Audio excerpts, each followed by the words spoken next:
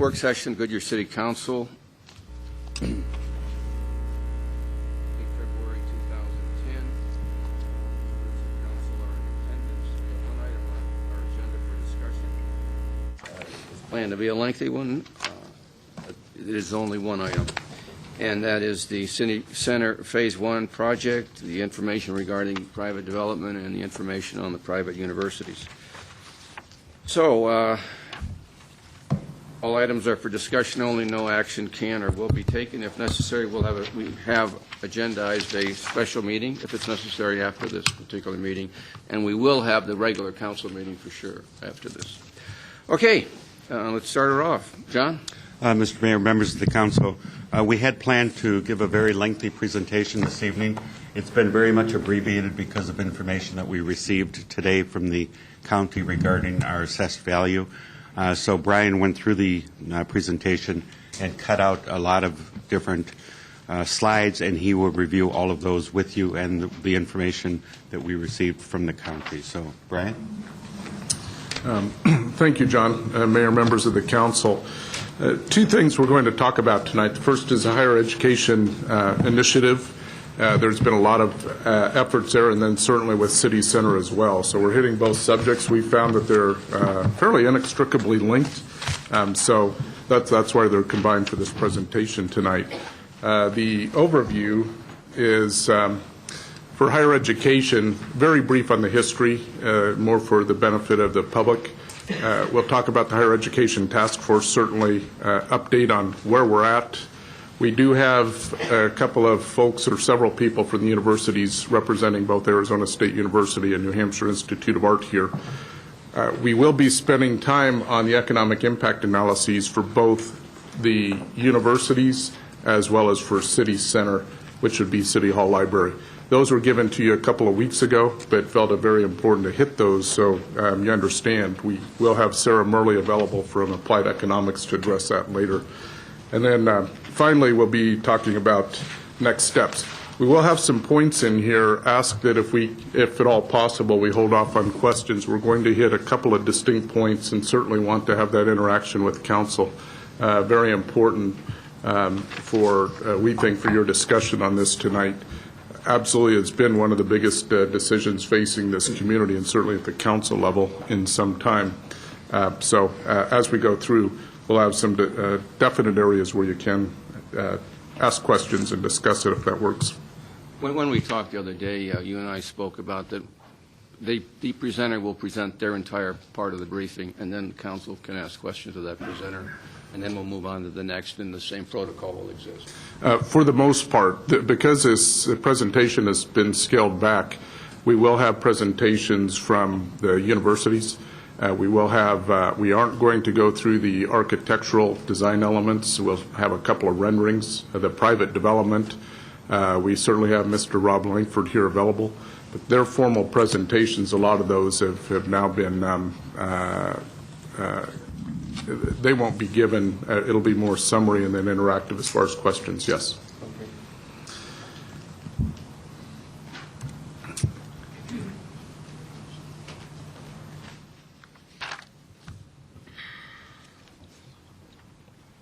All right, and Elmo will keep, there we go, hit the wrong button. Part 2 on City Center, one of the things, and you got the message from the city manager earlier today on our assessed valuations, we'll go through that briefly tonight. And then the options that we've had before you and where we're at now as far as what we feel, or what the options are and where we've been on those. Talk about the approach we've taken to get there. And then again, completed with an economic impact analysis. So to get started, we'll look at the Higher Education Initiative. I think there's a tape delay on this. There we go. Higher Education Initiative, and to get right into that, just by way of brief background, it was in 2006 that we went out nationally and request for information to seek interest from the private universities. And as that went forward, then it evolved into a couple of summits with the President's Summit and also higher education, and that was done in 2007. And then in 2008, when we had the lease agreements, those were both with University of Incarnate Word Franklin Pierce University. We'll talk a little bit more about that later. And then finally, one of the landmarks in this as well is getting the zoning approved for the 100-acre University Park, as depicted on the slide up in front of you. University Incarnate Word did sign the lease in 2008. They did go ahead and terminate the lease. They had the rights to 20 acres plus 10 acres for future campus, and they went a different direction, so that was terminated in 2009. Franklin Pierce University, as I understand, and certainly the mayor, if you want to talk to this as it relates to the Board of Trustees meeting that they had out here, but they have decided to still have a presence in Goodyear. They have a leased facility next door to the interim city hall, and they plan on maintaining that, and certainly they're getting a lot of interest continuing the program. So it sounds like the students, the applicants exceed the number of students that they'll be able to provide for, at least initially. So they're looking at how they can continue that. They're also committed to the West Valley, but at this point they've determined that in this time frame they're not interested in maintaining that lease, so that 30 acres or 20 acres initially plus 10 acres option, they will be working with legal to terminate that lease as well. So, and we'll talk about some of the opportunities that may create.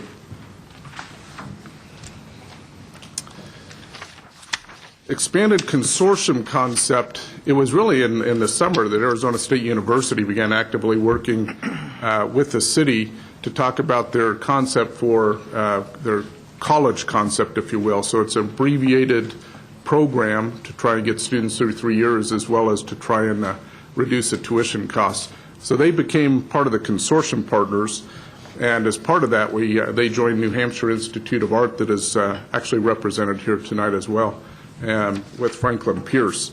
So that really kicked off as, okay, how can we approach this? If council remembers, there was a big push to look at a Claremont Colleges type of concept where you share resources and those types of things. So the consortium really started to gain a lot of momentum. And that led to the council, and on September 14th, they approved a task force to look at, okay, there are a lot of moving parts to this. You'll see up in the bullets in front of you everything from what is the feasibility to have a consortium? How do we even try and get at what the facility needs are, and construction and tenant improvements, and how does that work when you have 3 universities working together? Finally, the infrastructure, as well as the financing alternatives and how we can approach that. And then look at the economic benefits. The economic benefits we'll get into a little bit later. Always want to recognize there are a whole heck of a lot of people that get involved in these projects. And you'll see on here the task force members, if there are any of the audience, if they want to raise their hands for recognition, but you'll see them up on the screen as well. A lot, and Mayor, you're part of this too, so I guess you get to raise your hand. I'd be the only one doing it, so I think. Oh, is that right? You know, I used to have eyes in the back of my head, but I'll just look for a pocket mirror now. There's 2 or 3. Hi. Okay. But what we did have a couple of meetings of the full task force, and then it looked at, okay, how can we dissect this a bit and get some folks working different directions? So there's a philanthropic, what we call a philanthropic task force, and that Mike Kiak will talk briefly about that in a few minutes. And then we had one that really focused on facilities and finance. And these 2 groups did a heck of a lot of work over the last couple of months to try and pull some information together. So the philanthropic, what we have there is, they were looking at, actually I'll have Mike Kiak get into this. Mike, I don't want to steal your thunder, so if you want to go ahead and present what that work group has been doing. Thank you very much. Thanks for the opportunity to come talk to you all about the activities associated with the philanthropic piece. First and foremost, the most important thing I wanted to make sure everyone was aware is that we have officially filed paperwork for the creation of a 501c. Our goal fundamentally is to go look at independent sources in the private sector to come participate in this activity. The one thing that's unique and special about this whole project is the bringing together of both public and private assets and creating something unique and special. Last week, the Secretary of Education talked about his goal for 2010 was to look to the state and local governments for innovation in education. I believe this project and the progress made to this point is what this is all about. So the question for us as members of this task force from the private sector, fundamentally our question was, is there something that we can go do to reach out into the community and look for sources of funding, predominantly in the philanthropic sector, if you will. However, one thing that we quickly discovered is that there are lots of sources of grant money that are out there and that are available. So at this point in time, we have a meeting scheduled on Wednesday to sit down with the grant writer to launch that process. To go out and ask fundamentally, is there seed funding available to us that we can go bring to the table to continue this discussion? My understanding there's lots of challenges and moving parts, as it said, but we believe that there are things that we can do, even though we don't have all of the problems solved at this particular point. So we're eager to engage and to take this project and to continue it moving forward to whatever degree we can from a private sector perspective. Mike, can I ask you, I'm on the committee with Mike, and it's the private part of this committee is outstanding. They are definitely dedicated to making this work. Could you talk for a second about how important education in a technical sense, in an engineering sense, is important to you and Lockheed? Well, obviously, education drives the economic engine of our corporation. As a technology company, education is a key to success of our business. Locally here within the city of Goodyear, our education levels are extremely high. We have a high representation of PhDs and master's level engineers in making our business successful. And if we're going to be viable for the long term, without educated employees or access to that pipeline of educated employees, we will not succeed as a business. And clearly, there are lots of places for us to go in terms of markets, both on a global level and on a national level, that we will need a solid foundation of engineers to help make that happen. So it is absolutely essential, hence my personal commitment and interest in this task force, that we stay viable for the long term. It's going to mean educated employees in order to make that happen. Questions? You know, on several occasions, I've asked the city manager to check into federal funds for the construction of the city hall, city complex. How do you anticipate going to federal to obtain federal grants when we've already been turned down by the government on this one issue? Well, the project, as I understand it, is multiple components, both for the city's interest, but also for the university or the education facility's interest. The project is, from my perspective, we by ourselves will not necessarily solve the city center problem in total, but we, as from a private sector perspective, want to engage and look for opportunities to help be part of the solution that what we're trying to achieve overall relative to city center. I don't know the answer to your question relative to what funds have actually been looked at and which funds were not successful.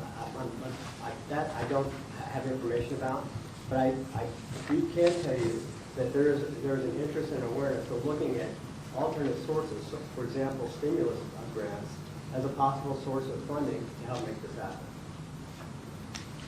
Well, unless you get finalization on this and a positive, I don't know why we're even discussing this at this particular juncture. Discussing what?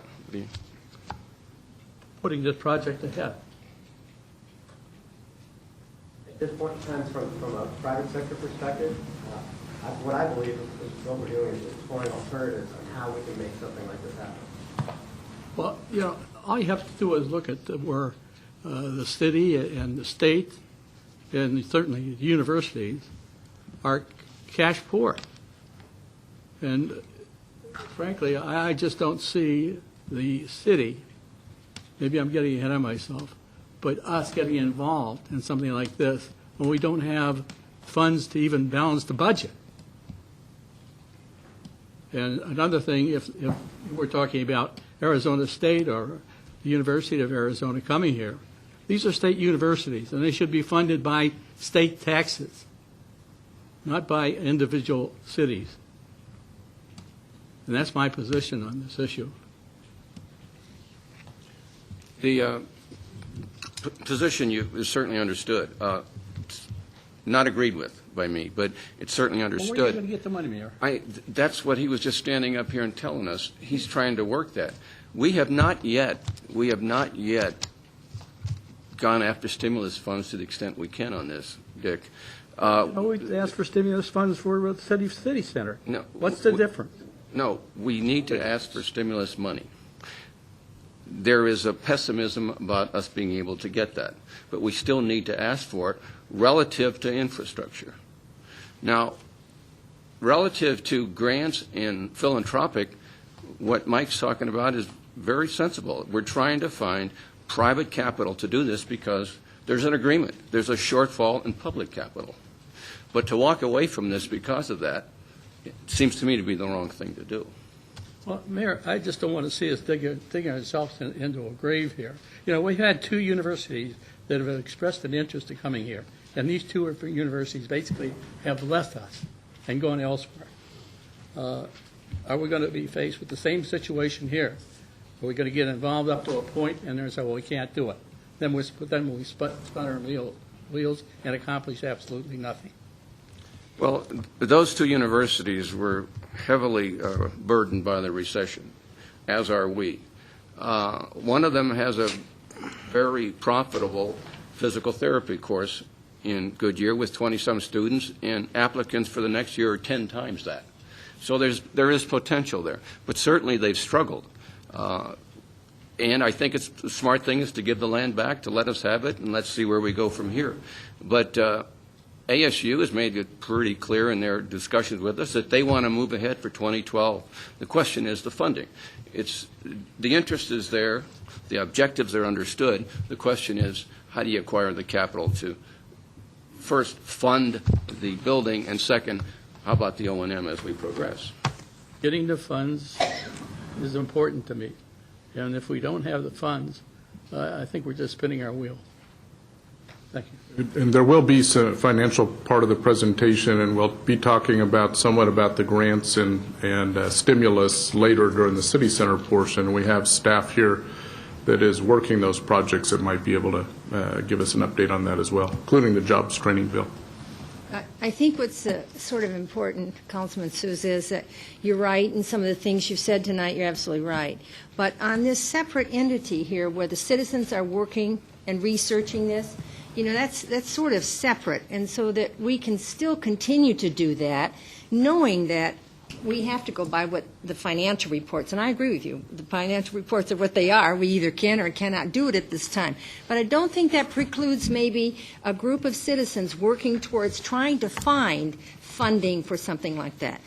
With no timelines that, you know, we have to build that building or anything like that, but just see, is that what I'm assuming, just to see what's out there, and then they can come back to us and present it to us.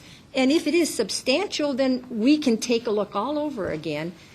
Time is not going to cost us anything for them to do this. This is pure volunteer time that they're doing. So in that respect, if I separate that from all this other, we need to thank them for wanting to pursue this. Because in the end, it may be beneficial to us. But That's the motivation from my perspective. Yeah. Is what's unique about this is the degree of collaboration from a private and public sector that's got it to this point in terms of the viability of this kind of a project happening. The collaboration among the universities, for example, to work together to create a common curriculum in which all the universities could collaborate together to increase the chances of more students graduating from this system is pretty impressive from my point of view. I feel like we've only begun, and I'd certainly like the opportunity to, from a private sector point of view, to try to make something happen, and if we fail, we fail. But I don't want to give up just because it's hard or difficult or it's complex. Until we try to engage and try to make something happen, we won't know where this is going to go. I agree with what you're doing and the committee's doing. It's an important factor here. Here again, I think that we certainly have to find an avenue to funds, to where we can count on those funds and progress to either getting Arizona State here or University of Arizona or some other university to come to the city of Goodyear. I guess I just feel like we've only just begun. It's a song. I would just like to add, I do really appreciate your effort, because I'm for the private side trying to raise these funds. So again, tip of the hat that you're spending the time to do this. And I agree. I really would like to see the private side find a way of either through grants or through your 501c, or maybe Phil, gets some fundraisers to try to get this money through there. So again, keep up that work. Appreciate those efforts. We should add that it's just not private either. We have, Ramina's been on our group, and Christine. So those who Okay. do government grants are also available to the group. And the 501c3 was not a simple task. It cost the government zero. CTCA paid for that entire effort. So there's a private sector involvement, and we didn't ask. They just stepped up and did it. Quite frankly, that's probably a brighter light of hope of having that collaboration with the private sector than government trying to do this. It's the private citizens that will make it work, and I'm not willing to give up. I understand we've hit another wall, but education to our town is far too important, and the sustainability that this city needs. And engineering is something that one of our big businesses here in town are telling us that we need. And so I think that this is very important, and I appreciate the time you're putting into it. Thank you. Also, it's very important to note that many present state universities and state colleges in many states who have been supported by state funds, taxpayers' funds, are moving to private universities and private colleges. My old alma mater used to be a state college. It's now a private college, and they are in better shape as a private college than they ever were as a college under the state's municipal support. So I don't think this matters one way or another. I think it's where the funds are. Let's go get them, and let's get after this thing, because I think the most important thing we have facing us is bringing universities to Goodyear. I think that should be priority number one. Yeah, we can't give up on it. The state may have given up on it, but we're not going to. No way. No, thank you. Mike, thank you. We'll get into, a lot of work went into trying to determine how large a facility, how would that look and feel. And the slide you have here gets into, it's an 88,000 square foot building. 8,000 of that is retail, and that was part of the collaboration, Langford being part of this, to say, okay, we have to have some type of services retail for the students that come in here. So out of the 88,000, 8,000 is for the universities, and it's broken up 46,000 with 46,000 for ASU, 23,000 Franklin Pierce, and 11,000 for New Hampshire Institute of Art. We took a look. There were some projections that came in early from the three universities, and they actually took some time back in New Hampshire, including ASU going back there to work on the square footage needs of students, the curriculum, so a lot of work on their part. And then from that, then we were able to take and refine that to the square footage you see here now. Estimated about $33 million. There is some lab space. Aren't going to go into all the details of that tonight, certainly. But it was... it could open as early as fall of 2012 based on the interest of the universities. One important point is that the council chambers was going to serve as their primary lecture hall, daytime hours. In fact, we were going to have those little tablet arms for about $8 or $9 grand, so the students would have something to write on besides their laps, but found out that was just a small incremental cost. So there was a collaboration certainly between the city as well, working with them.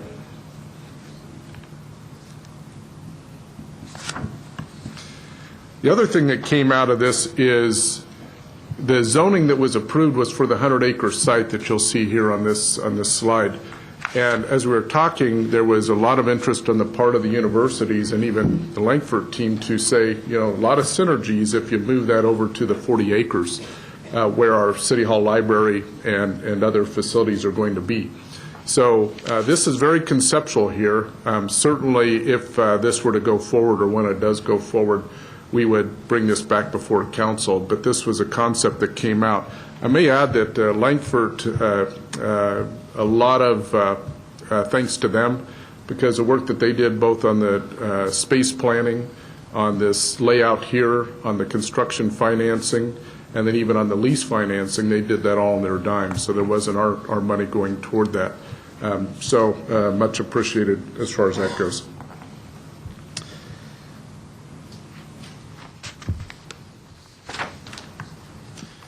The financials based on the 88,000 or the 80,000 square feet used by the universities is here. It'd be a 15-year operating lease. There would be some renewal options, 2 5-year renewal options in there. Estimated lease payment of about $2.3 million a year. Now, it has been asked by the universities for the city to subsidize that. Those discussions have been ongoing, and certainly we're at a point now that can be discussed with council. Potentially later this evening. The estimated lease cost $29 per square foot, and keep in mind again, you do have some lab spaces and some different types of uses as part of that. The operations cost would be funded by the universities. It's only the capital that they're asking for consideration for this city to subsidize. Infrastructure. What you'll see here, this actually depicts our 40-acre area, and you'll see the green dots, those are roundabouts, and those are anticipated and going in as part of the city center project. However, as you get up to Goodyear Boulevard, that area in the long rectangle, that would actually require improvement for ingress, egress, access into the universities. It's we don't have the traffic capability to actually bring them through our City Hall area, so this would come off of Goodyear Boulevard. This segment is estimated about $1 million, and that's currently unfunded. That's something certainly as we look at this project going forward, that would have to be worked out between Langford and the city as far as how that would be financed. A point back to Councilmember Sousa. Staff is currently reviewing potential federal grant funding opportunities, especially as a mayor related for infrastructure. We'll go into a little more detail later. Thought we'd hit it one time, and that will be discussed during the city center portion of this. Go back to your previous information. You say negotiations underway regarding shared cost of lease payments between city and university. Who's involved in that? There have been discussions as far as, once we determine what the construction costs would be, the universities have asked us to take a look at, is there any ability to subsidize? So we're looking at several different approaches, certainly, that we're going to potentially work with council later tonight. No agreements have been made. This is just still part of the preliminary fact-finding and discussions that we're having with the universities. Thank you. Okay. Thank you. Brian, when will you be covering the specifics on this? Would this be as part of the economic impact or the 2.3? That could be discussed later tonight in a special meeting. Okay. All right. Is there also an intention to, if Franklin Pierce is not involved, to reduce from 80 to something lower? I thought that was your intent. That's a portion too. That's one of the scenarios. What does that do to the cost? That cost would actually, it could reduce the square footage from 80,000 down to 55 or 60,000. It could reduce the cost from 2.3 million to 1.5, 1.6, somewhere around there, depending on the total participant levels. And ASU is going to speak today, are they not, to us? Yes. Rich Stanley is available tonight. And actually, that's a good segue, because the next point is I was going to introduce our university representatives. We have two tonight that I'm aware of. Arizona State University, Rich Stanley, Senior Vice President and University Planner, is here to say a few words. So, Rich, if you can take the lectern.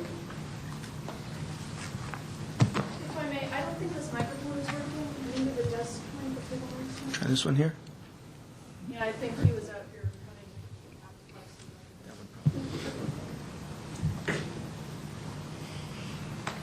Well, thank you for having me here today. I won't go into a lot of the detail about the concept. I think that's been talked about before, but I'd be happy to answer questions about it. But just very, very briefly, AS. Closer to you, these, Sir, is this can't hear you in the okay? back. Is this work better? Is that okay? Yes. Okay. About a year ago, ASU started working on the idea of something which we're calling the colleges at ASU, which is an attempt to broaden add some additional platforms that are available for higher education in the state beyond the research university platforms that currently are offered by University of Arizona, Northern Arizona University, and Arizona State. The idea is to create smaller units that can have a substantially lower tuition cost associated with them, and that's done through a very highly focused set of undergraduate programs that would be offered at the colleges.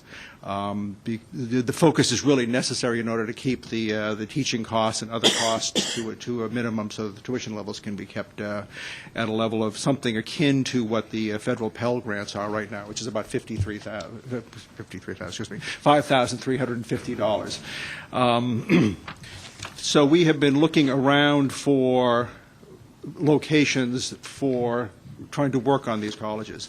The concept, as it was originally presented, going back to a year ago, was that we would try to run the colleges with that level of tuition, roughly an equivalent level of state investment, and that would be a level of state investment that, on a per student basis, would be about 40% less than what it costs at the research universities, in at least in a startup mode, in facilities that would be provided by partners. So we have been talking to a number of municipalities and developers around the state and around the valley, looking for opportunities to start these colleges. And Goodyear has been one of them. The important factors, as we're thinking about this, beyond the purely financial, are that the locations need to be in close proximity to a large number of students. Focus groups that we have done would indicate that maybe a 30-minute transit time is about what students would tolerate for this kind of a program. Longer than that, people will not commute to. At least they say they won't commute for this kind of a college.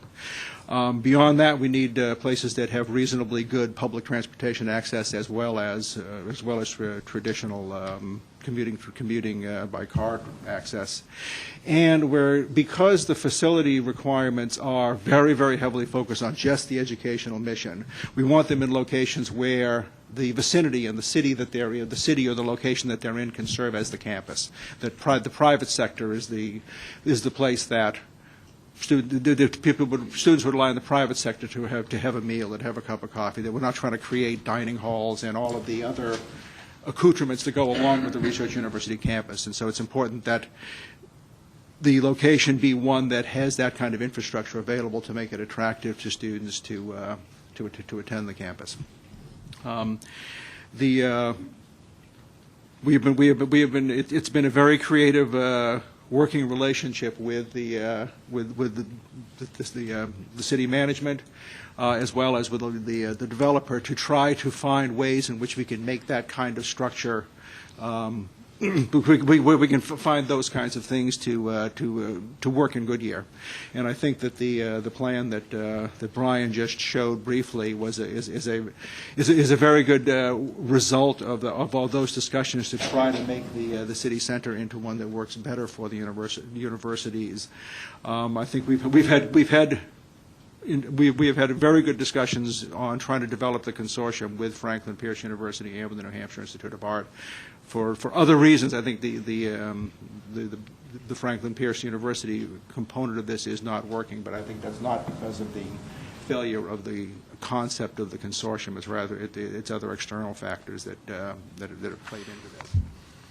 So the situation we're in right now is that 2 of the 3 legs of our financial stool, and maybe 2 and a half of the legs of our financial stool, are not in particularly good shape at the moment. The state, as everyone knows, has got its very substantial budget problems, and the governor, in fact, appeared at a regents meeting about 2.5 weeks ago to talk a bit about what the state may or may not be able to do in regards to the development of alternative platforms. And that is, in fact, the development of these relationships with community colleges, other kinds of campuses, non-research university approaches, and less expensive education is an important policy issue for her. But she made it clear that the possibilities of state investment in those kinds of platforms in the near future was effectively not possible. So that, and then we've got the obvious issues with any of our partners of the costs of capital facilities and the ability or desire to support the cost of those capital facilities. That leaves the university in a position that if it is going to move forward, it would have to choose to devote a very substantial component of its existing resources and would have to divert those resources towards supporting the colleges. We have a real problem with startup. These colleges will not go from 0 to 1,000 students to 2,000 students overnight. You build a class by class, and if you get to 1,000 students over the course of the first 4 years, you would have to consider yourself to be extremely fortunate that you had done basically everything right. And so it's a real financial struggle to try to put this all together in a way that's viable. So we are working hard, but working but without success yet in being able to make all of this come together. I think the issues associated with the planning for the city center and the recent difficulties that we learned about on all of the projects being able to be built there, I think, is another thing which we have to look at very closely now as to whether the city center concept has enough sort of critical mass to it. We'll have enough critical mass to it in the very near term. So I'm afraid that sounds like a fairly negative report. It is a fairly negative report, but it's not one in which we are choosing to say that things are not going to work, and then we don't want to keep pursuing trying to make this work. And so I wanted to be as honest as I possibly could about the issues, so that everybody can know that what we have to work through if we're going to have an ASU campus in this location in the near term.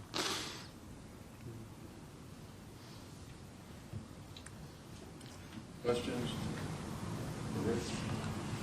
Can't answer anything other than the way you've been forward with the issue. You know, it was important, and Franklin Pierce really enunciated it a couple months ago, that it's difficult to move forward with the university aspect of this without density. Mm-hmm. And density was defined, I think, informally as city hall and library to start it off. And then also the private sector, starting there with the retail and other things that Langford would do. If in fact we could have done the city hall and the library, and Langford would build those, and he'd build the structure for the schools and lease it to you. If that could be done, you had said that you'd like to open in 2012, fall of 2012. If that were still feasible, is that still your intent? Our original goal was to open 1 or 2 of these colleges in the fall of 2011, somewhere in the area or in the state. Whether we'll achieve, I think we're working towards achieving that in other ways. But the 2012 date for Goodyear was based on the best possible construction schedule that we thought, given the nature of the planning that for the entire city center project. Setting aside financial issues from a educational planning standpoint, yes, that would continue to be the goal. And I mentioned Langford to the audience. I'm talking about Langford, the corporation. I'm not talking about Rob. I'd say Mr. Langford or Rob if I were talking about him. So. Any other comments? Yeah, my biggest concern has always been the general fund, in my view, is strapped right now. Large subsidies going to a major capital project we have in the city, and I feel if we use any more general fund for capital projects, it would strap currently what we already have with the general fund. So I would just have a problem using general fund to subsidize a capital project. That's just my personal view because of the percentages that we're using right now for the capital project called the ballpark. So I just think right now some of the information you're going to be sharing with us later on our assessed valuations makes things very tough right now, and there's a lot of unknown variables going on right now, especially the state balancing their budget. I'm still not concerned. I'm still not thinking that their troubles are not still ahead of them as far as trying to come up with this $3 billion. And the fact that they put the 1 cent sales tax on the ballot, there's no guarantee that's going to pass. And if that doesn't, it's even going to be a bigger problem. So I think it's cautious on my part moving forward with general fund, and in my view, it's already strapped to just provide basic services to branch that out at this time in the economy. And I'm an adjunct professor, so don't get me wrong, I think education is great, but I'm concerned from the financial aspect.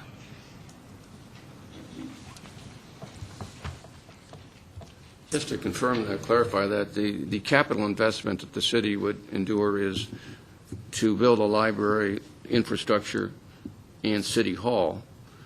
As I understood it, the leasing of the university building would be from general fund, would not be a capital cost. Am I wrong? Yes, it would be constructed by Langford. I was going to go into a little bit of that in a few minutes, but there would be a nominal ownership who would actually have ownership of this facility. It was conceived that ASU would likely be the primary leaseholder, or lessee, I should say. And as part of that, the contemplation is it would come from general fund. It would not come from capital on the city's part if, in fact, there's a subsidy. And that's my concern. Set aside the finances for just a moment because I'm with you, Joe. I understand. But as a school, what was the class structure that you were thinking of, or was it with physical therapy? Remind me again what you thought you were going to be teaching at the time. The ASU component of the consortium was to offer the 5 or 6 most popular majors that the university has that can be offered without a specialized infrastructure. And so that would include business degree, elementary education, political science, psychology, criminal justice, perhaps a couple of other liberal arts disciplines. It would exclude, among our other more popular majors, there are some in engineering that it would exclude because of the specialized facilities that are required, in nursing because of the specialized facilities required. We just can't put together on that kind of tuition level. We can't offer those kind of programs in a quality way at the level of tuition that we're talking about. The other elements of the consortium that Franklin Pierce University had been talking about were complementary to that. They do offer the physical therapy right now. Graduate. And then they were looking at other disciplines within business, other disciplines within the health field, and because of their private school tuition structure, they were in a position to think about some of the majors that Arizona State was not in a position to think about because of its tuition structure being much lower than the private university. And the Hampshire Institute of Art had a number of studio art programs, all of which would have shared the general studies curriculum that's required within the liberal arts that would have been provided primarily by Arizona State, but also by a mix of the other institutions. That's how the consortium was originally being conceived of with these first 3 universities. Okay, I'm sorry, Georgia. So as a city, if we can have another major discussion and argument over finances and where our citizens need to voice their opinion about this, but as a city, if we are looking for the future of our city, and all of a sudden we become this solar mecca, and we're looking at components that are needed. We have the gentleman from Lockheed up here that spoke of engineers. Is it our best thoughts to be saying, well, we want liberal arts degrees? I mean, should we not be, if we're looking at a vested interest here, should we not be looking at education that's going to be servicing the needs of the employment sectors that we're trying to bring to this town? So I question that part of this should be looked at for engineers, for degrees, technical degrees that may be needed for this town and its future.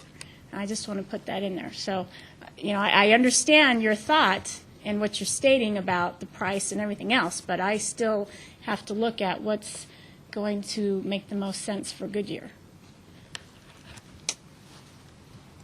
I would just like to say, too, I did pique my interest when I heard that possibility of pursuing engineering, where I was sort of not as excited on the liberal arts side. And my question is, if you cut down the size of the building, does that limit us from bringing other universities in that might be able to be a component? Yes. Yes, it does. I would say that in the original, in the size, the 55,000 square foot size, which is what we think is necessary to get to about 1,000 to 1,500 students for ASU. The design, the intent of the design would be that it would be modular, so that as enrollment expanded either with ASU or with other universities being added, that one would be able to add to the facility in a way that you could continue to share the classroom, share the public spaces that would be designed as part of the initial building plan, and be able to grow sort of organically as the need arose, rather than having to duplicate some of the facilities which we certainly wouldn't need duplication as the program expanded. And the second question, if this all fails, or you see the handwriting on the wall, the direction we're going in, what is the neighboring city you're looking at in order to replace this, and how long would that take you to have that take place? I think that this is not an issue of replacement. This is an issue of trying to, over time, as we can find opportunities, to provide as wide a range of geographical possibilities as we can for these educational programs. We have tried very hard not to get into a competitive situation among cities. We don't think that that's an appropriate thing to do, is to try to play one city off against another. The only city that we've been speaking to in the West Valley is Goodyear, and we're speaking to cities in other parts of the valley and other parts of the state. But because of this transit time issue, I don't think that something in the East Valley is in any way competitive with what we would be doing here. Thank you. Thank you. One of the things that we're talking also phase one, at build out, it would have two other buildings that were contemplated to be adjacent to this first building. So just wanted to point that out as well. Rich, thank you. And I know Rich had a previous engagement in Phoenix, so I know that his time was limited with this, so thank you very much. We also have, Mr. Mayor, Council, Mr. Roger Williams, President of New Hampshire Institute of Art. He took a special trip in for this and would like an opportunity for him to say a few remarks. I think maybe this works now. All right, does this work? No? We like to stand up. How we learn to teach.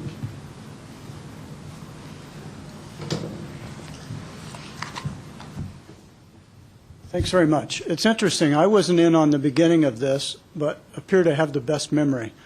I recollect that we were all, well, let's start over. We were talking about a very different economic time, and we were all committed to raising money to make this project work. And it seemed plausible. It seemed viable. And we were not deterred by the fact that it was going to require raising money. That's the way we all survive. The state of Arizona does not support Arizona State University to a level that they could field any kind of team, any kind of program they have. They exist on tuition and fundraising and a small percentage from the state. And that's become the reality in all of our states. The president of the University of New Hampshire just did a major address about overhauling completely the state universities' approach to higher education because it wasn't working. The students were not going to be able to afford it as it moved forward, and it had to be totally rethought. It's very interesting. There are states where the universities get less than 7% of their total budget from the state in which they exist. So the notion of a state university is pretty much an anachronism any longer. And there may be exceptions, but nevertheless, we're all used to raising money. And the problem is it's not so easy to raise money now. But we're not deterred by the fact that we were going to have to raise money to make this work. And the idea of a consortium was, I think, terribly attractive to all of those that were concerned. I mean, we're like the tail of the dog. We're the boutique, and Arizona State is Nordstrom's. And it was a marriage made in heaven because they've got a fantastic art and design program. But if you listen to Rich carefully, they don't want to bring that program to Goodyear or any place else for that matter because of the expense of doing it. It's something that we do and do pretty well, and we were interested in bringing an art program to Goodyear, and we still are. But it's got to be something that makes sense economically for us, just as you worry about it making sense for you. Obviously, I have a bias, and I'd be a fool not to admit it, but I bet you Lockheed Martin can hire engineers from any state that has a state university with an engineering program that they want to hire engineers. And that's really important. And it would be great to have an engineering program. But higher education in general will support the industry that you want to bring here. I had the good fortune to live in Cincinnati for 17 years, the president of a small art college there. If you're not familiar with Cincinnati, it's an unusual city, but it has the headquarters of Procter & Gamble, Federated Department Stores, Kroger's, U.S. Shoes, LensCrafter, the list goes on. They all supported every form of higher education so they could recruit employees that they wanted, and those employees wouldn't go somewhere else. They didn't worry about the programs the institutions of higher education offered in the city because everything was offered. The University of Cincinnati approaches ASU in its size and scope. So everything that one could imagine was offered, but they supported art colleges in the same way that they supported colleges that had marketing or colleges that had business degrees.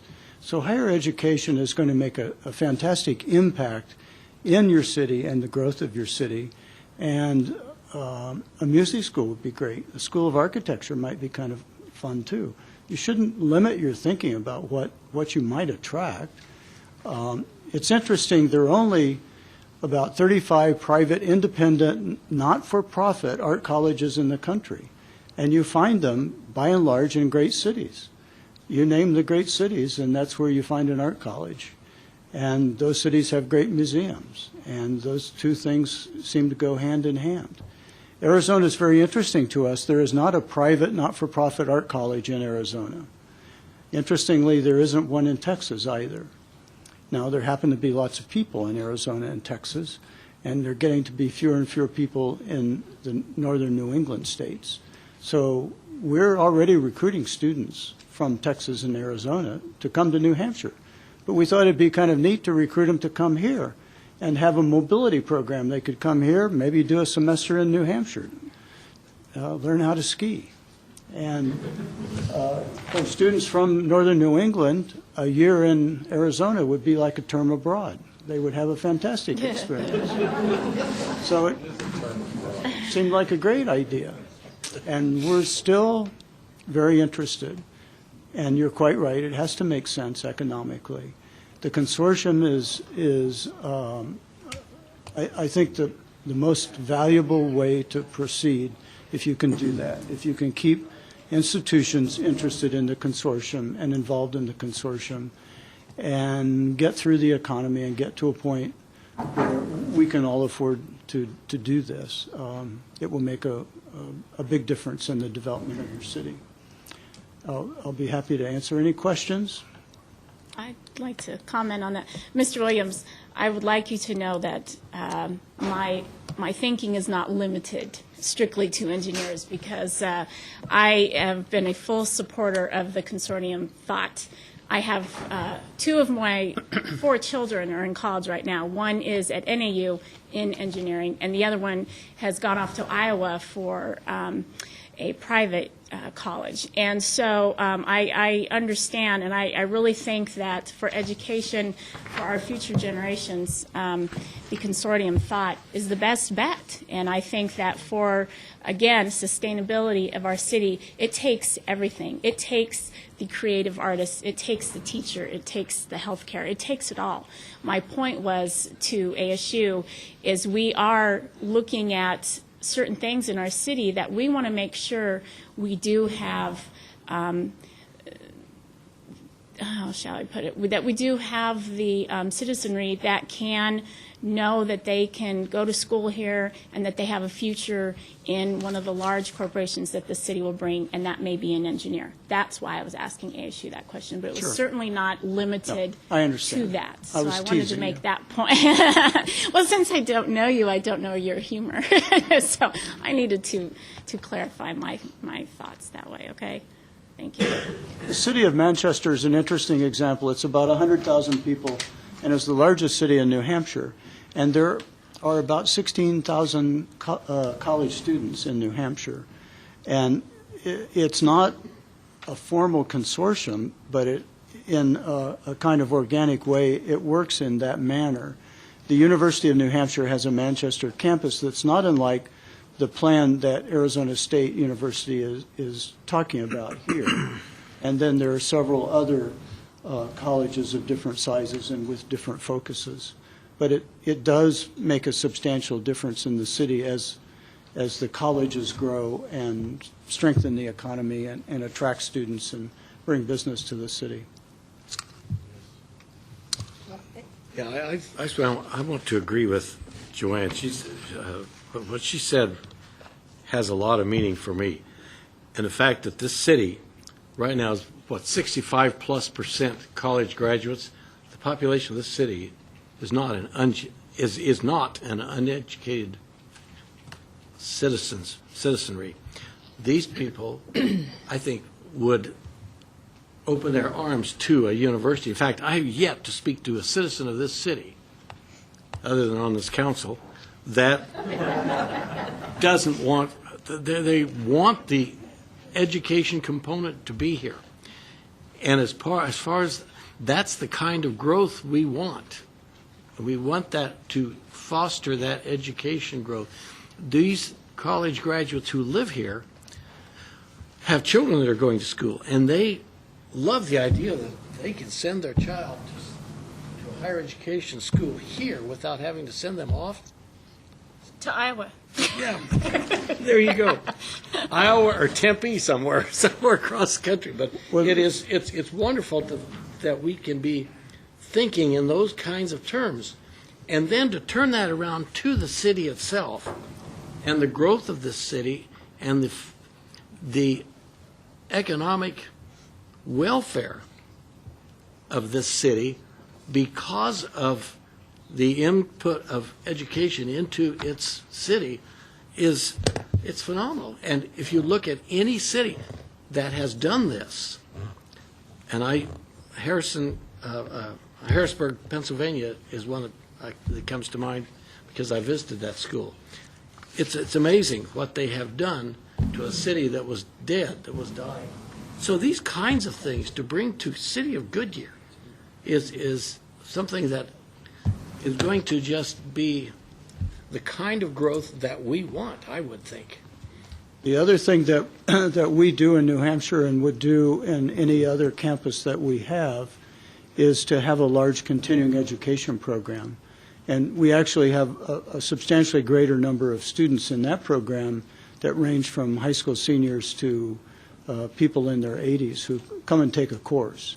Now, it's not more important or less important than the degree program, and we don't try and make that sort of judgment about what's important, but the facilities and equipment and resources of the degree program enable us to have that kind of continuing education program.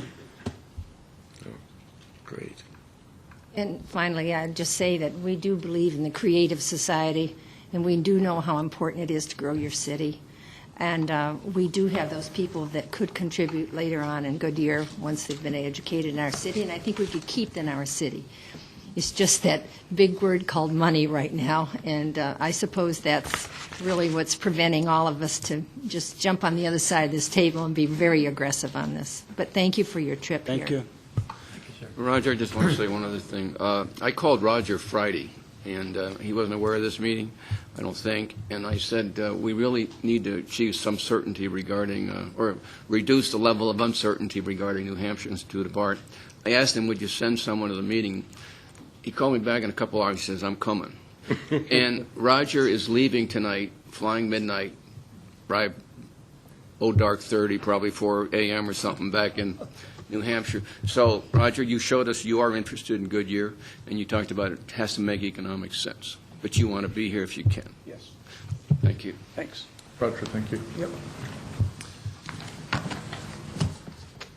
With that, are there any other questions or discussion on that portion of the presentation? I do know we have Andrea Brody in the audience. I don't believe any remarks are intended to be made at this point.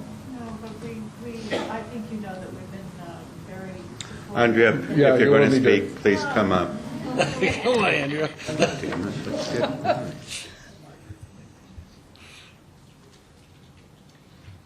No, I would just say, and I didn't expect to speak, so I would just say that I think you all know how dedicated we are to and supportive of all the efforts to bring university education to the West Valley, specifically to Goodyear. And we continue to be good friends to you here. And we are deeply affected by the recession, as Rich so eloquently said. And we're just sort of waiting and watching and seeing what happens. There's a lot happening back in New Hampshire as well that affects whatever happens out here.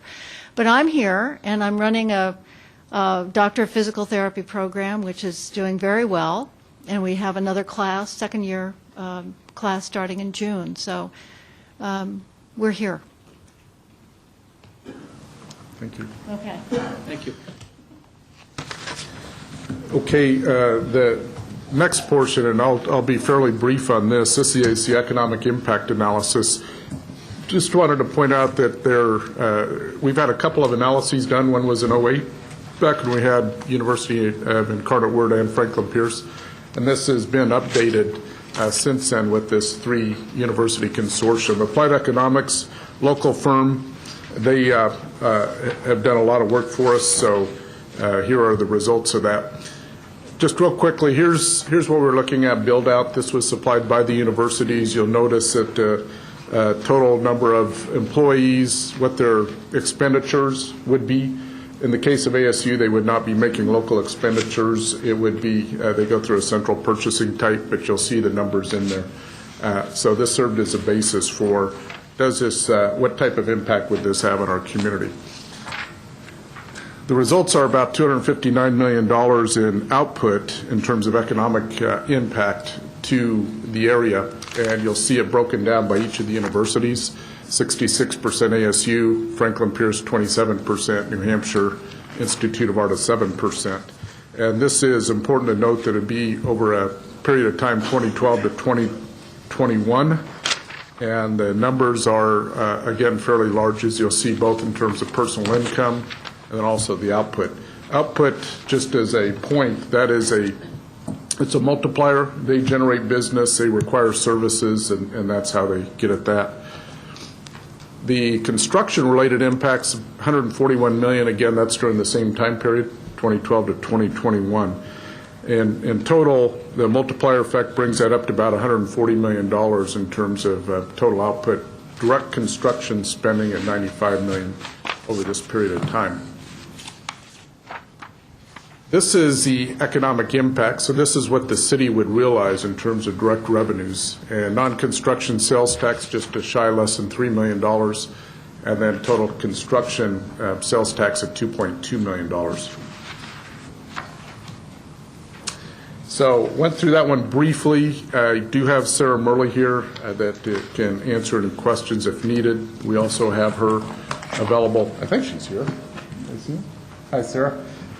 So we also will have her available for that portion as we get into the City Hall Library part of this presentation. Okay. That gets us to the next Phase 1 City Center.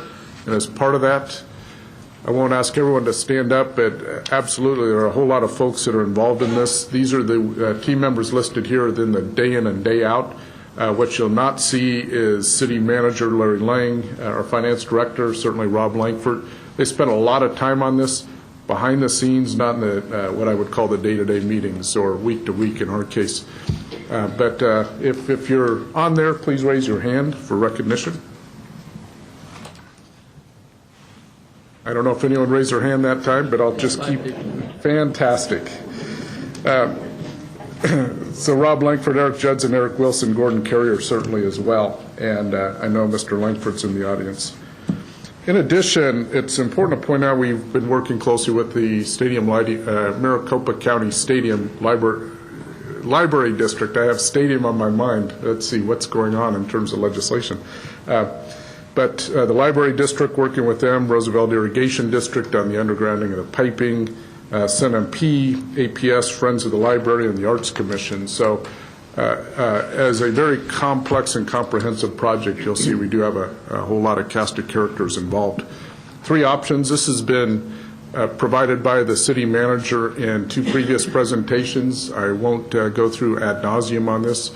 But as a reminder, you have 3 different options that are in front of you right now. Option 1, it's the original scope that it does include, in fact, the City Hall, library infrastructure, and the park.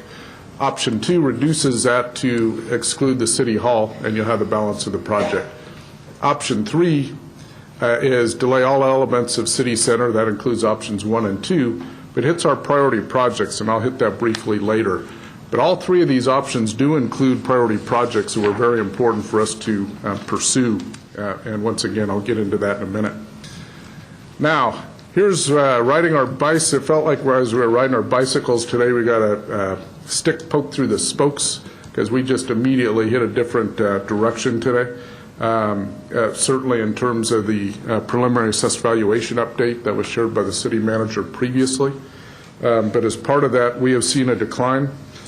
3.4%, so that takes us from $878 million down to $848 million. And it's also important to point out, it's always, you do your level best as far as trying to estimate. Last year we estimated low and it came in high, 930 and came in 980. So you do have those things until you get from the county, until you get those officially, you don't know what your assessed valuations are going to be. As a result, the bad news is where it felt like we,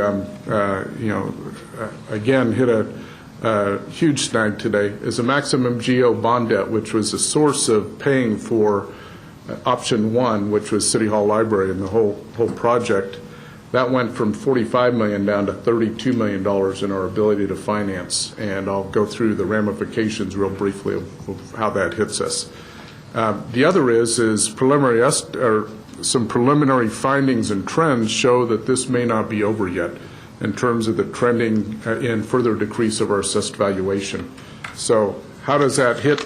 We'll talk about that in a few minutes. So option 1. I think it's very important to point out this started at $67 million original budget because we were not going to capitalize the interest, which means we're going to pay as you go into this project. It was really $60 million. in looking at projections of assessed valuations, we took that down to 50 million total, you'll see here. So we've dropped this project already by 17% as compared. 17 million. 17%. Well, 17 million, but also 17% from the original $60 million. So it's we've seen a huge reduction in how we've had to approach this. Brian? Yes. Real quick on the 67 to the 50, how did that affect the long-range planning? I mean, where was the 17 million? How'd you get 17 million out of it? Well, once again, part of it, again, the $7 million in capitalized interest, we will sell the bonds pay as you go, so we were able to reduce it by that amount as opposed to having having Langford, if you will, finance it, carry that interest during construction until you reach that point where they turn the building back to us. So the remainder was $10 million, and that's what we had to reduce down. Strictly a function of what our geo capacity and what the assessed valuation rates were going to be. That's what we've been taking a hard look at, and that's what required the reduction. What was cut? I'll go into that in a few minutes as far as what was cut. We had to reduce some square footages, but hang on just a minute, and I'd be happy to go through that. What I was trying to get at there is it going to make that, as a result of the cutting, outdated much quicker because of the square foot cut? Or was it more of making some savings internally as far as the internal savings as far as woodwork or whatever the case may be? Kind of get my gist on there. Are we going to shrink the time where you have to go back and rebuild as a result of cutting the 10 million? Yeah, excellent point. We have actually reduced square footage of the project. Some of the things, and if you see on the next picture, City Council chambers has been drawn back into the facility. We've reduced the size of the lobby area. We've reduced some of the access points. So the council chamber has actually been flipped where the dais is now back internal into the building, so it has some efficiencies there. Reduced square footage of each floor by around 2,000 square feet. It's underground parking was removed from that. Some of the materials that you'll see in there. The central plant is going to be a standalone too, so it's some of those types of things that we went through. Certainly, if you want the details, we can provide those at another time. So this is the new rendering, if you will, of what and I only have two on here, but it's just to show you from that for $50 million, and again, council chambers is just roughly about 28 million of that project, what we've still been able to achieve, keeping the iconic type of design, keeping this is something we'd be proud of in this community, with a focus on still maintaining efficiencies, throughout. If there are any questions, certainly the Langford team can try and address those. I guess the change in materials Brian, when they are they going to speak at all tonight? And just address the change in the materials of the building. They are here tonight, so they can answer those. As soon as we finish this segment, be happy to bring them up here. Want to hit the financing portion of this. Option one was a financing to where we actually had $45 million in geo debt that we were going to issue. This was covered by the manager last in October. And as part of that, this does not work anymore. The green line, well, the line you'll see on here is actually a line that we had to stay under to maintain our capacity within the assessed valuation to be able to issue those bonds. And now that AV is dropping, it is going to preclude us from going forward with option one at this time. One of the things, and the only way we were going to even be able to finance that was through an interest only. It was a 25-year loan, interest only for the first 10 years, and we had a call provision in there after years 5. So that was the way we were going to finance it. More aggressive than what you typically do, but certainly was going to be brought before council for consideration. Once again, that option does not even work for us with the current AV rates. Option 2, this is a one taking out City Hall, includes a library and the priority projects. You'll see the line on this. This would be a total of $23 million in conventional bond financing, so it's a 20-year term, normal principal interest, 5-year interest rate, or 5% interest rate, excuse me. And approximately 16 of that would be for the city center and $7 million for the priority projects. And I'll hit that in just a minute. If we finance this way, it was projected that it would preclude us from being able to go forward with City Hall until fiscal year 2016-17.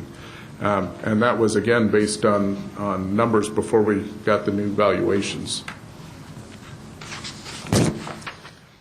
Priority projects, as we went through this, city manager talked about this once before, but we have some projects that we feel are very important. They're going to be brought forward, some of these, when the manager brings back the budget for next year, and then certainly looking at our 5-year forecast and trends.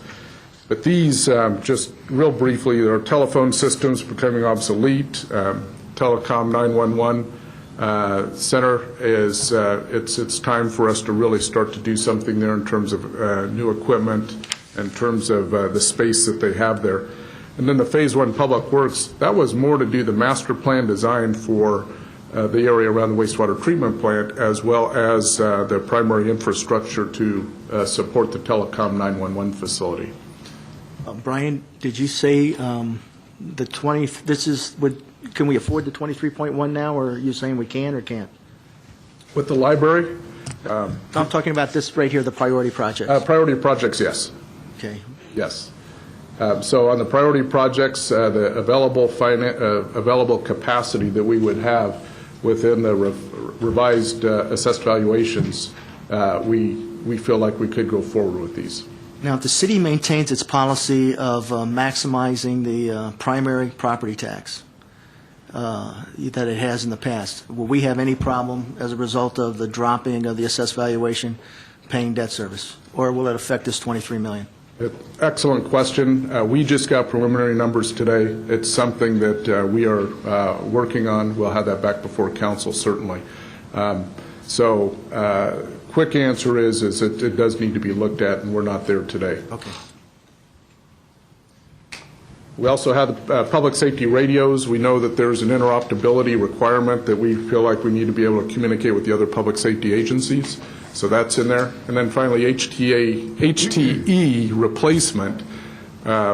We would be doing a study to look at how best to go forward. So that's also in the priority projects for consideration. That would not fund a new software system. That would strictly do a very comprehensive analysis for it. Not next budget year, but again within the priority projects. But we don't have to do these, correct? These all need to be done. But we haven't approved them yet, final. Okay. So, yeah, we want them done, but we aren't obligated to do them, correct? You aren't. The city is not obligated at this time. Yes. And option 3, this one gets a little bit more, $7 million in bonds, 20-year term, conventional financing. And what you'll see on here is a telephone system. We're actually doing lease purchase. That would come out of O&M. That will be part of the manager's budget for consideration for next budget year. And then you'll see the other amounts in there as it relates to the capital portion of those projects.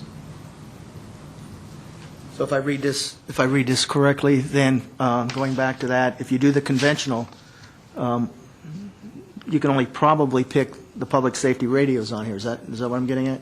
Council member, no, it actually, the funding sources are development fees, $14.8 million of this. GO is $7 million. You'll see that off in the upper left. Okay. General fund, $1 million for a total of $23.1 million. And the city enterprise system, that's $435,000 of the general fund. Police fire radio, because we have to have a contribution to the development fees, that match would be about $524,000. Okay. So it is a variety of funding sources that allow us to go forward with these. And then finally, this is a picture of the line that we have to stay below, estimated secondary property tax levy.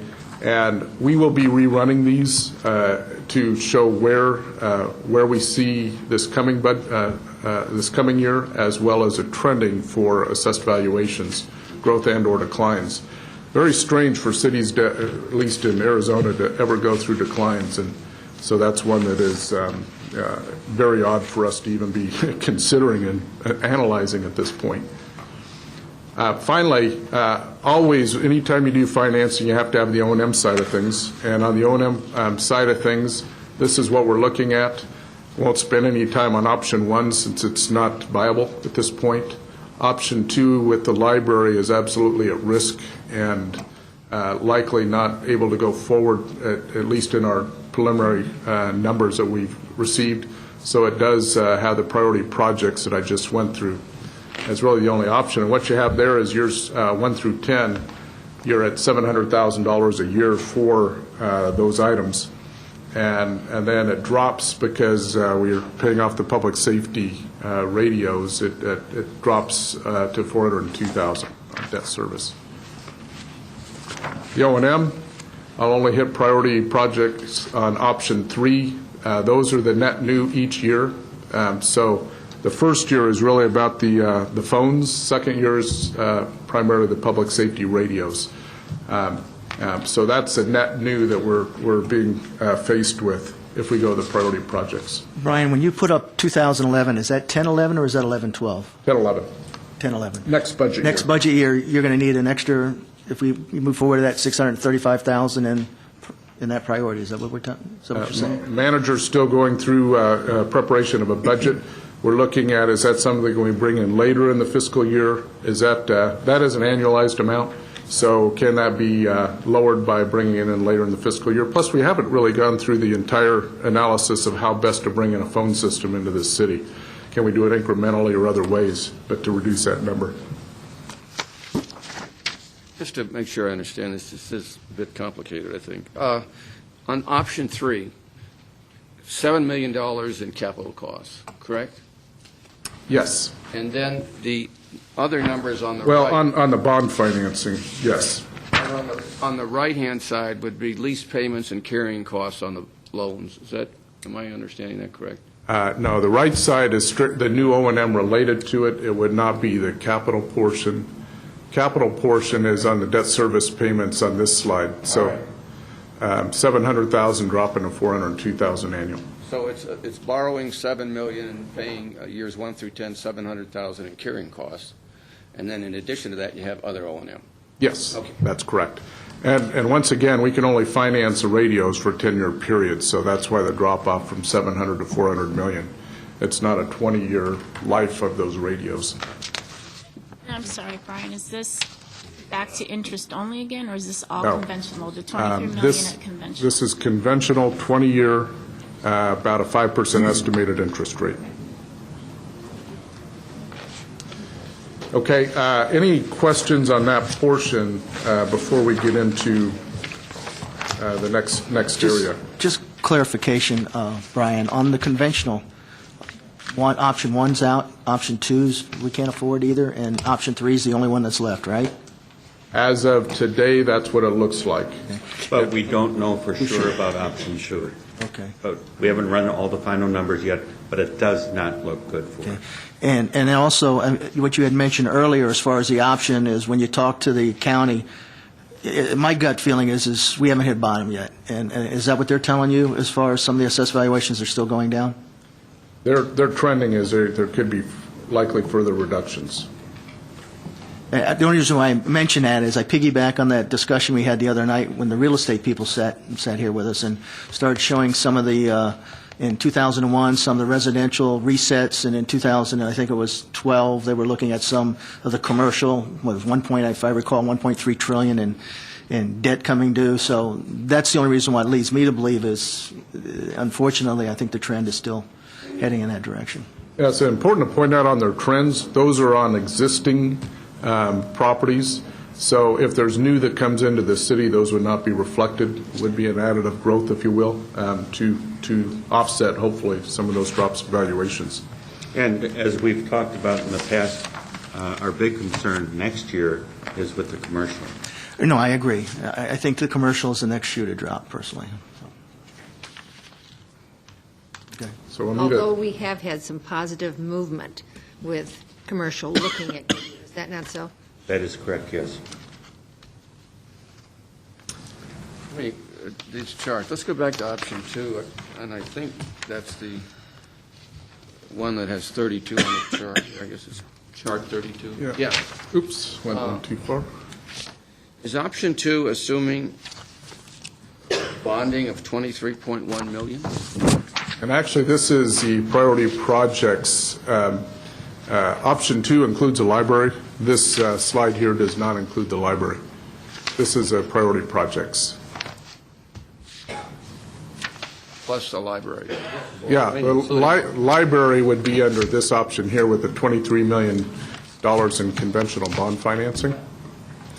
I'll go back one more. So then, okay, on this other chart, then what would be excluded that's on this chart, so I understand this? Back on this chart, this is strictly the priority projects that would exclude the library. No, project 2, right? I mean, option 2?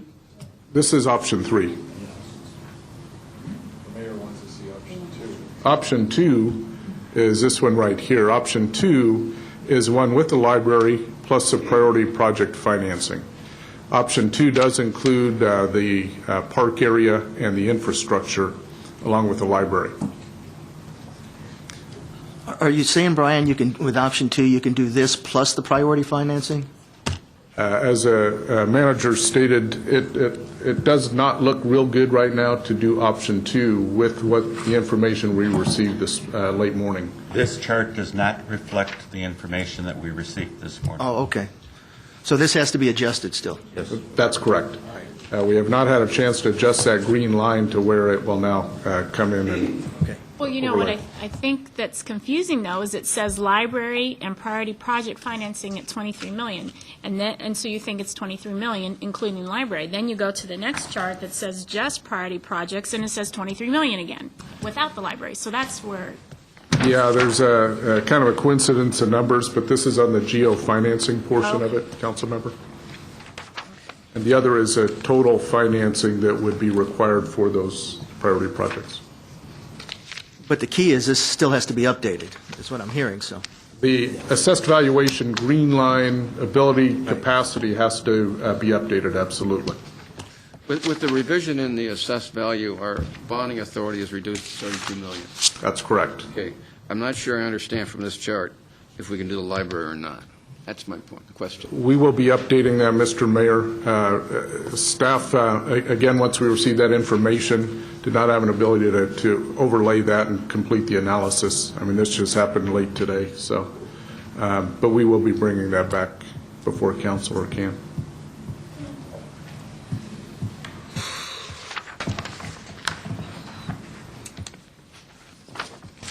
And if we eliminated one of these items here, or delayed it, the library would be more likely to be achievable, correct? Like the public works, that sort of thing. As you take projects out, that there's certainly, certainly What we'll opportunities have for to do, that. Mr. Mayor, is take a look at mix and match, because depends how much of this is impact fees and how much is borrowing. So we haven't done that analysis yet, because as Brian mentioned, we just got these figures late today. So. So I guess you want to see them. when you Oh, bring yes, that- we when you bring that will. back. Yeah, Okay. we will.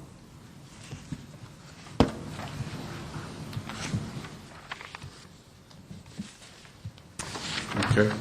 Any other discussions on that? What I'll do is very briefly, since you received it a few weeks ago, hit the economic impact analysis. And what that is, once again, Applied Economics did the study for us. It strictly looked at the 40 acres, excluded the universities, important to point out. The baseline assumptions is 385,000 square feet of build-out by the city. That would include the Performing Arts Center and the multi-generation facility, and then private development at just shy of $1 million. Million square feet. Thank you. I've tried to create dollars today, so I'm going to keep trying. So maybe that Freudian slip will actually sink into reality. And the summary results, these are the one-times that you'll see on here. These are construction economic impacts, one time. And this is, significant expenditures over a 10, 15-year period of time. But these are in 2009 dollars, and you're looking at the impact that we would have of $550 million total for the construction impacts for this project. These are one-time and again estimated over the next 10 to 15 years. Private development activity, you'll see that on the bottom, construction sales tax is about $6.2 million. The other is we're looking at about 4,900 direct and indirect jobs as a result of this city center project, and just shy of $250 million in personal income. That's for those workers there, and that's the demands of those workers they would have on other services. Total operations, economic impact, and this is a build-out. Once again, looking at when the developer would have 1 million square feet, not dollars, but 1 million square feet built, and then our projects as well. So you'll see the total of about $722 million. And then this is what the private development is looking at doing, 4 phases over 7 years. Mr. Rob Langford is here tonight, certainly can answer any questions, especially he got the call from me about 12 o'clock today with our AV announcement. But these are the slides they had prepared before. This is a phasing that they've been looking at, and you'll notice that their approach to this and their agreement with us is actually over a 95-year period. Rob told me he's the only one that wants to be alive at that point, so we can ask him about that as well. Fiscal impact, this is direct revenues to the city. You'll see it ranges anywhere from $1.1 to almost $5 million on pre-build out conditions. Land leases is a big part of that. As we brought it before council, over $7 million at build-out annual lease payments to us. And then 2 things here. This was one, again, before today's information, but City Hall, if we proceeded in 11, we would expect about $64 million in fiscal impact to us. That drops to $55.6 million if it delays 5 years. So for all the delays, that further reduces, obviously, the amount of revenues that we would get over this period of time. And with that, once again, Sarah Murley with Applied Economics is here and can answer any questions if specific to the analysis that they conducted.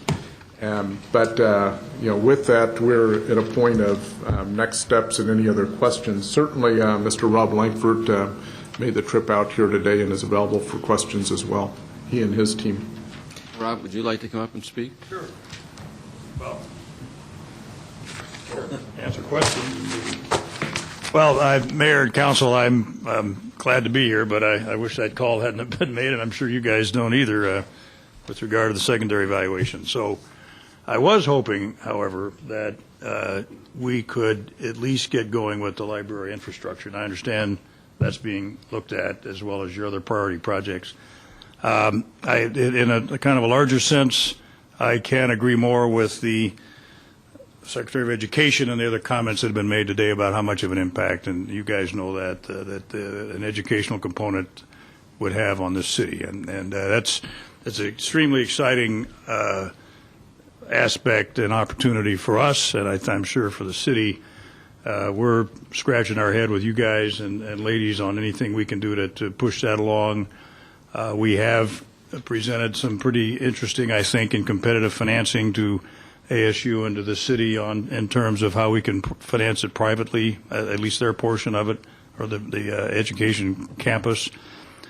But again, it's a little bit premature to make any other comments until you do finalize this study on what can be done. I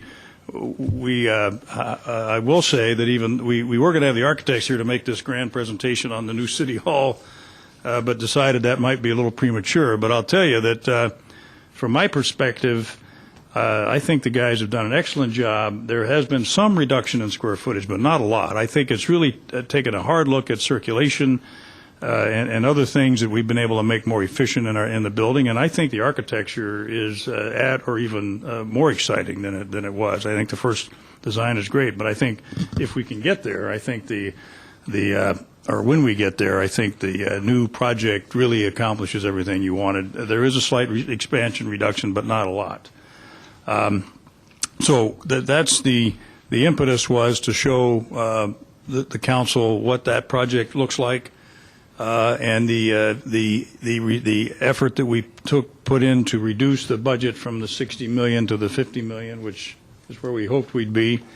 But I think at this point we've got some pretty good thinking on a private development, kind of rethinking on a private development that recognizes some of the economic realities that we're all facing, which is slightly reduced amount of development initially, but a project that can really effectively start at the corner on Australia, on the east side of what hopefully will be City Hall, and really generate enough retail, restaurant, office, and some residential to really kind of help generate the enthusiasm and be the component that the universities are looking for as a part of a city center that will grow from there.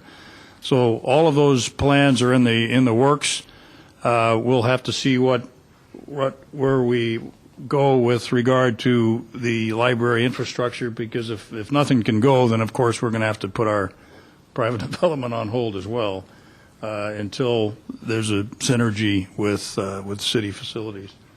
But again, it's I think the educational component here is exciting, and we're anxious to do anything we can. I'm not sure what that would be, but please don't hesitate to ask. And are there any questions from any of the council people? I had one. I just wondered what the material change on the exterior was. That's all. We do have some folks. Mary, can you comment or? What we did pretty much was use a lot of the same materials that we had initially used, but just change the quantities. The stone that we had on the building, there's less of that now. We've used stucco where appropriate. I think what we've done is we've tried to prioritize the materials as far as importance. The stone was important, obviously, down at the bottom where you're going to feel and see it more so than being up above. And we've also added some metal panels as well. And I guess, did we look at the library at the same time? Because that's all part of this component, yeah. The library is pretty much as it was. Yeah, we didn't do a lot. Yeah, the library's at 95% construction documents, so just nearly across the finish line. We're about 82% on City Hall. That was prior to some of the redesign efforts. Did we ever have a number on how much we saved on construction if we did it this time as opposed to? Is that figure in there? I had so many figures tonight, I've forgotten. Right. We'd actually had that at about between 7 and 8, closer to $8 million as compared savings as compared to 2008 construction dollars. So it's about 20% is what they're looking at. So that as of today, and there was a presentation on that too, but it felt like a moot point. But they're starting to see some of the materials trending. More activity in the Phoenix market area, which usually spells that you'll get an increase in construction costs, materials costs. Did we have any financing or anything? Did the county, has the county stepped forward on the library as far as any financing for it? Yeah, our arrangement with the county library district is we pay for the operations and maintenance. And the facilities also. So, well, let me step back. Over time, we will be assuming all the O&M costs with that. We would have the facility requirements. Then over a 5-year period, we phase into where we pay 100% of the library operations for the county staff to operate it. No capital. No county capital. Does not. No. We would even provide the circulation, the books, those types of things as part of that, the FF&E, fixtures, furnitures, and equipment. Rob, if we were to go ahead and fund the capital investment required for the library infrastructure and probably park, I guess, would that enable you, from your financial perspective, to move on the private sector stuff, the retail and other things? Well, Mayor, I think I answered that question before, and the answer was tough. it's still tough, although I think if there's a way to get the university component involved somehow, that'll be a big, significant difference, even without the city hall. We would, as I said, we would scale the project down that we'd initially develop. But if we can see the universities committed to that first chunk of space and that first recruitment of students, I think we'd have a good chance at getting a slightly scaled down version of the first phase going. Yeah. I think that's a significant deal to have them here. It's question along that line is, so what we're looking at for you to be successful is density in the city center. So we need to be creative in providing more density to make your part of it successful. Well, I think it goes both ways. Understandable, yeah, but right. I mean, we help each other create density. I think that's the key, and the university component, education component, just adds that much more to that equation. But I don't want to mislead you on the impact of City Hall. It's a big deal. Yeah. It's no question a big deal. Well, it's for the universities, too. Yes. They want it. Right. They want it for the lecture hall. I mean, Right.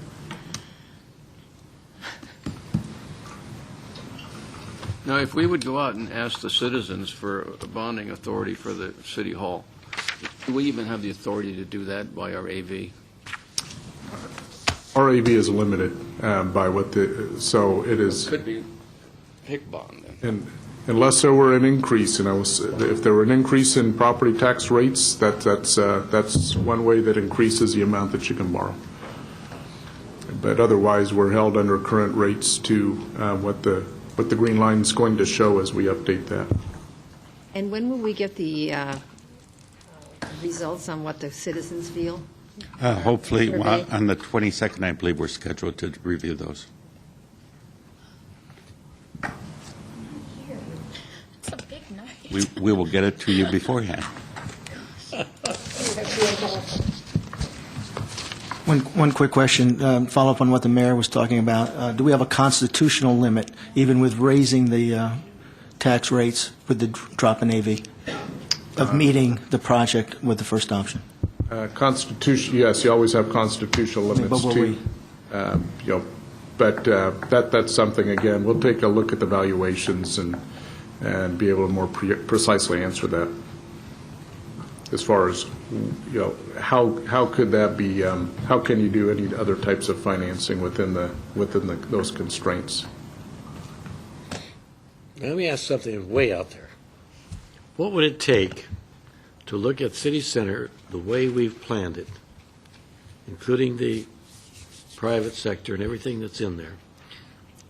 What would it take? Is it possible in any way, whether it's private money or whatever it is, to build the entire city center, the park, everything except that promised whatever it is over here for the universities, because that could be part of, we could integrate that some way, but is it possible, is any of that even feasible? I mean, is that even, to even think about all of that? Well, I should say including the universities, of course, but... Longer term, yes. Longer Well, term. you mean longer term, what do you mean by that? Well, in the future, and I think the curve in previous numbers showed in 2017, we have an ability, we're going to be paying off financing debt, and our AV growth is expected to increase by then. So it would allow us then to take on more projects as it relates to that city center. But you're looking at trying to, can you do it all at one time, as I understood your question? Yeah. And it's really at what point Over a can you do period that? of, maybe in phases. And then if that's possible over a period of that time, whether it's 5, 6, 10 years, whatever, what impact does that create for the city in the amount of money that we would gain through taxes and fees and whatever into the city that would come back to the city as a profit to the city? Or is there?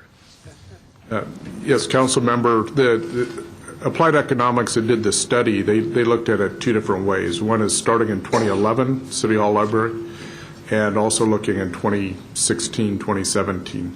So those studies have been done. I went through that very briefly on some of those results. Those have not been changed based on current conditions as of today. But those are projections as far as the revenues, fiscal impact, and also the economic impact that our project would bring. We also had one on the universities as well. So those numbers are available. They would have to be tweaked as we go forward at some point. I'd like to see some of that, at least projections of whatever. The benefits of the land lease to Langford are substantial for us over the long term. Right, in excess of $7 million a year to build out. And we've asked them to prepay all of those, but we're not quite got I don't it. think I returned that call, Brian. He would. The good guy. Never hurts to ask. Well, maybe the other thing we can do, maybe there's nothing here, but, we can privately finance, but I'm not sure that really helps the city get the city hall going. But, the city's, you've got a pretty good rating. So in my world, that means we can finance against it. But, that financing is going to cost more than what you guys might be able to do in the debt market. But, we've chatted about some of those ideas, and it probably is not, the numbers aren't going to work, but that is possible. See, what I'd like to hear is what that does if I'm not saying we want to do this, but if that were a possibility, that we would take that route, what we would gain to pay for that financing over those years, and would that be feasible? Would we come out ahead on that if it were done like that? So that, okay, the city of Goodyear decides to just do it all, and we want it right now, and we want to phase it out over a period of between now and, say, 2017, 18, whatever. And what will that cost us, and what will we gain by it? So when we use private financing, knowing that we have to pay a higher interest rate back to the private sector for that financing, will there be a gain for the city, and can we make money over and above that? I mean, that's the question, and I don't know if you can project that. Is it possible? The only thing I would caution is, as a member who helped work with Sarah Murley to build some of these economic model, they are estimates. And I can tell you, we ran an economic model on Canyon Trails Town Center before we entered into that development agreement, and I'd be willing to bet you that what we estimated was Canyon Trails Town Center, and what's happening right now is probably nowhere close to our estimate. So I would think you can. There are economic models will do what you are asking for. But I'm telling you, it's an estimate, and it's risky. It's not safe. And the other is we have the authority. Excuse me, Yeah. council member. We have the authority, as voted on by our public, to finance City Hall, and that's quite significant. So our public has told us we can finance that way vis-a-vis property tax. That is the best way for us to finance the debt on this project. I agree. There's a program, an ARA program, stimulus funding, where they can dramatically reduce the interest rate that we pay. Would that be true if it were private financing? Do you know? Yes, it would be. But you pay a higher rate in the private market, and then the government subsidizes it by 35% to bring it back down. So that makes Rob's idea a little more desirable, possibly. Well, that's the Build America bonds. Yes. Yes. Yeah, I mean, that is, that's attractive financing available to the private sector. It is a higher rate, as the manager said, but it's 35% supported, shall we say, by the feds. I think those are ideas worth exploring, and What we will do is bring back to you, I think the 22nd, some updated estimates and everything with the current assessed value, and if there's any options that we can just offer to you, I mean, not argue them, but just offer to you, we'll tell you what it would cost in order to proceed. And this one, yeah. To include the private financing option. Yes. So then, okay, I think we need to stay real close to this over the next couple of months, and, Finish it up one way or the other. yeah, exactly. We need to finish it. And we can do it in conjunction with our budget processing, I think, as well. But, you know, I really would hate not to capitalize on what this city is being offered right here, and that is education for our future. So we need to find a way to do that, in my mind. There's differing views on that, but I certainly am going to strive for that. Do everything we can to help. Anything else? Thank you. No, that's it, Mr. Mayor. Okay. Oh, then, I don't think the other meeting's in order. We aren't progressing far enough. Do you agree? I agree, yes. Any disagreement? Okay. All right. Okay, so we'll have our regular meeting. Our regular meeting. Yeah. Okay. And we will meet down here. How about that when it hits the 12, okay? Yeah, good. Yeah, meet here up there. But the communication doesn't work. Oh, I got that.